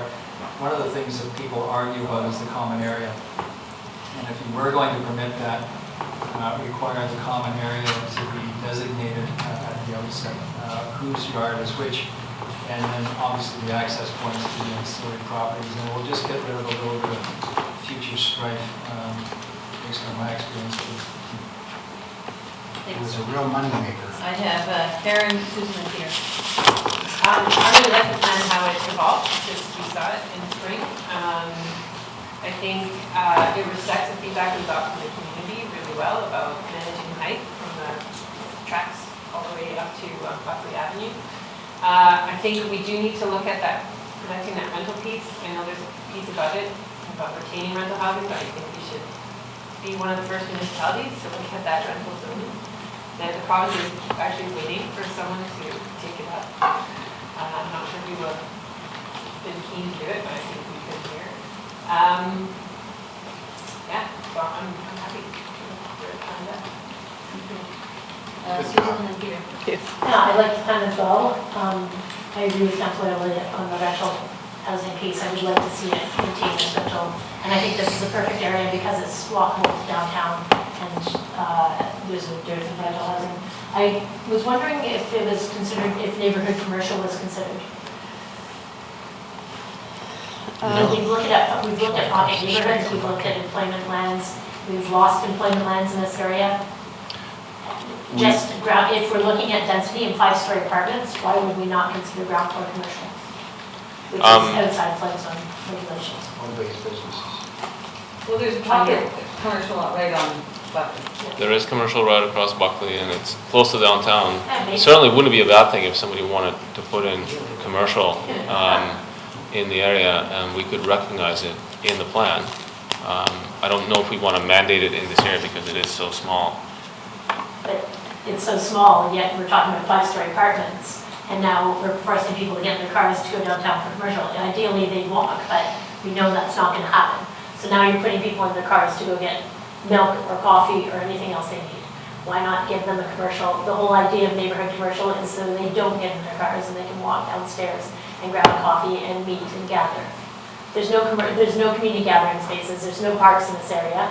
Why not put in neighborhood commercial shops so that, you know, if we're doing 5 stories, I really think it's an essential piece of an economy in the neighborhood is having walkable space so that people don't have to drive to downtown to get a coffee, or if they want to meet their neighborhood, that they can meet their neighbor, they could actually go downstairs. There's a lot of places that are mandating community amenity space for communities to gather in these buildings, and we don't have that yet. So neighborhood commercial is exactly that. Yeah. We can certainly add that. I think that's a valid comment. And we are going to be, one of the things that this plan focuses on is making sure that these shared places are shared by the whole community, by the whole neighborhood, not just the development. So I think that could probably work. But this area would require more density for that commercial to work. But I just on the end where if you're looking at building 5 stories, 3 stories and starting to add that density, I would want to see that just residential where it actually loses ground floor and you just have parking on the ground floor. It really loses neighborhood continuity and feel when you're just parking on the ground floor with residential. You need some sort of interface for the public. And small commercials, that's where one place where I would, you know, smaller commercial units like the 300, like we're getting downtown with residential on top. It doesn't seem like out of place for that neighborhood. So I'm hearing a couple things, I have a list still of speakers, but we'd like purpose-built rental zone included in the master plan, possibility of how we would get some neighborhood commercial in there. And that could be a density bonus. I don't know what, I can just add that to council's consideration. I have Peter, Karen, Ted, and Doug. Excuse me. I like the way this has evolved. I just have a quick question from my own curiosity. You're talking about servicing and infrastructure here, and I know that this is a relatively older neighborhood. I'm just wondering, I mean, anybody coming in there would obviously have to make considerations and do the plans to see what the infrastructure can handle. What are we looking like right now, though, as far as pressure's going? I've got a slide In terms actually. of the state of infrastructure? Yeah, the infrastructure. They're giving us age and pressures on it. Well, luckily we have Dave Garrow here. Oh, Dave is here. I'm sorry, didn't see him come in. I was in the report, though. Oh, there you go. There's a servicing map. Yeah, right there. Good afternoon, Dave from Home, Director of Major Projects. So, utilities in the area are generally functioning well. There has been some assessment done with the water master plan and the sewer master plan. We haven't identified any major deficiencies in the area. So, the one key issue that has been a challenge for the recent developments and will continue to be a challenge is stormwater management. There's really no place to, there's lots of surrounding sloughs to put it, but they tend to flood and cause backing up in the areas of town. So that's one consideration that will be a challenge. Is there a way to integrate that into the micro plan? A little more comprehensive? We do have policies and Small concessions. There's another Susan in there. We have, through the chair, we have amendments on that nature coming back into subdivision development control bylaw that deal with stormwater. That's probably a better location. That's coming October the 16th. Yes. And in addition, I think there's a reference in the plan to some area-wide integrated stormwater management planning that the district's doing. So for the next 1 to 2 years, likely there's going to be an area study in this area here, which will kind of identify how we can improve it and how these kind of additions to the drainage area can be managed. Okay, thank you very much. Karen, Ted, Doug, and then I'll wrap this up.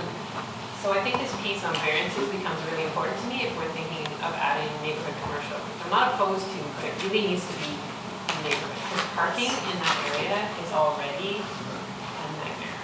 And so as soon as we add commercial, we're adding parking requirements. So we've got to be really careful that we're also not giving variances and exacerbating existing issues. So, I love walkable commercial, but it should be kind of for that neighborhood once we have density back towards it. Because there's really no place to park. Ted, Doug, Susan. Yeah, I was going to say similar. I mean, the commercial, I think there will only be a couple of spots that will work in there. And I think people will come forward asking for it. So I don't see a big rush of people. And just a question on the commercial, if you were to idealize where it would be within that, where would it go? I think you want to put it as close to Buckley as you can so that it can draw a wider watershed of people. So is there a density bonus you put in there to help get that, or how would you address it in the microphone? I mean, we'll leave it with you. Yeah, I think that's something we can mull over, but it's a very valid comment. Yeah, first of all, in the rental, I agree with Councilor Elliott. I think this is a perfect spot to designate some rental zoning. And as we say, we can do it by floor, by part of the building, and we see that the way you like it. So 1 or 2 floors of a 5-story building, for example, zoned as rental, might be very, very suitable. So leave that comment with staff. But the other thing is on the commercial, and it's interesting because I was trying to think of what kind of a business would ever be able to make it in a place like that. Especially if you got off the beaten path and we were talking about a 5-story building and somehow trying to fit it in a 5-story building, which of course is not on Buckley, that's right at the very back end of it. And a lot of businesses wouldn't be able to do that, of course. But something like a daycare might, and that might be a perfect area to have a daycare location because that's a destination. People don't walk by traffic. And especially with the service most of the neighborhood, which is rental and so forth, probably would have a lot showing there. So things like that, if we were careful about the type of commercial, could be viable on the ground floor of one of those 5-story apartment buildings. Part of it could be designated beyond something like that. But general commercial, I think we all realize the challenges of that. Just noticed this in the plan, but it does have a policy around rezoning or redevelopment of existing rental apartments. It needs to address the no net loss of the existing units. So there's already a policy in there to give us direction to secure those. Actually, okay, everybody, so that's fine. So, I'm wondering if we want to put forward a motion as recommended with the inclusion of rental zoning and possibility of neighborhood commercial closer to Buckley. Would that be all right? Yes. Someone move that? Good question. And with the neighborhood commercial closer to Buckley, with respect, I wouldn't want to be that specific. Because it Okay. depends on the Yeah, that's type of fine. neighborhood commercial. Yeah. And it might be more appropriate than one of those towers. It depends what the commercial is, absolutely. So we No one's just gonna say, put a business we're gonna operate it anyway. so if we just say neighborhood commercial. Yeah, period. that's fine. Karen? I was just gonna say, in Melbourne, lots of people took heritage homes in neighborhoods and made them into cafes because they had yards, so people had places to sit. And then you should add density around them. So that's a good use of heritage homes. And they're open from 7 till 3, so they accommodate the neighborhood. So I just think we should leave it open because you could actually get some pretty funky uses in that neighborhood. Yeah, I really appreciate that, and I think if we could somehow, like, there are some really unique heritage homes in this area, if we could figure out a way to help preserve those, I think that would add so much aesthetic value to the neighborhood. So even if some more language in there that facilitates even additional densities on a big lot to retain that as maybe a commercial spot, have language in there that helps improve, that would be great. Thanks, Ken. Okay, so the motion with the addition of purpose-built rental and local commercial. Moved by Karen, second by Doug. I'll call the question. All those in favor? Opposed? Motion carries. Motion to terminate. Moved by Karen, second by Ted. All those in favor? Opposed, motion carries. We'll